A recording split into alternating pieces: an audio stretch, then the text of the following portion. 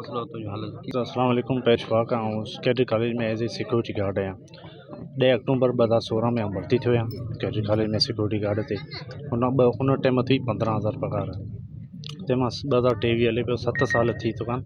असांजा 3,000 वधिया आहिनि। उहो बि हिकु एप्लीकेशन ॾिनोसीं, साल खां बाद असांजो 1,000 रुपया वधियो थिए।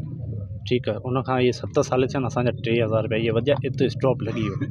इन खां बाद पोइ बि असां रड़ियूं पियूं, एप्लीकेशन ॾिनियूं, ईअं बि न आहे क़ानूनी इदारो, असां कानून सिखूं था, असां ख़बर कहिड़े तरीक़े सां एप्लीकेशन ॾिनी, असां रिसीव कॉपियूं वरितियूं हेॾां होॾां, जेको बि असांजी क़ानूनी जंग असां वड़ी आहे। ऐं हिन कॉलेज जी तरफ़ां चवनि था त अमी सिंध गवर्नमेंट खे चओ। सिंध गवर्नमेंट केरु? असांजो जाम अब्दुल करीम, MP साजिद साहिबु, इंदा जोखियो साहिबु, ऐं खादर साहिबु। असां इन्हनि पंहिंजो अवां इन्हनि जी ॻाल्हि खणो न, अवां त इन्हनि जी ॻाल्हि नथा खणो। अवां असांखे होॾां था मिलो, हो असांखे हेॾां था मिलनि। अवां ॻाल्हि खणो त कमु थिए न।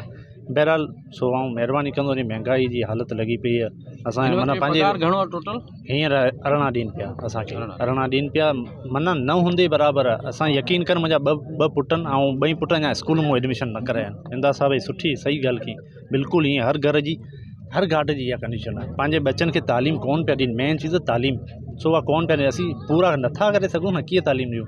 सो आऊं माना अपील थो करियां असांजे सिंध गवर्नमेंट सां, CM मुराद शाह सां, कोर कमांडर कराची सां, ऐं साईं वरण सां बि महिरबानी करे असांजे माना असांजो इहो कराए ॾियो, असांखे 1 स्केल वठाए ॾियो, असांखे एतिरी पघार कराए ॾियो जो असां पंहिंजो घर हलाए सघूं।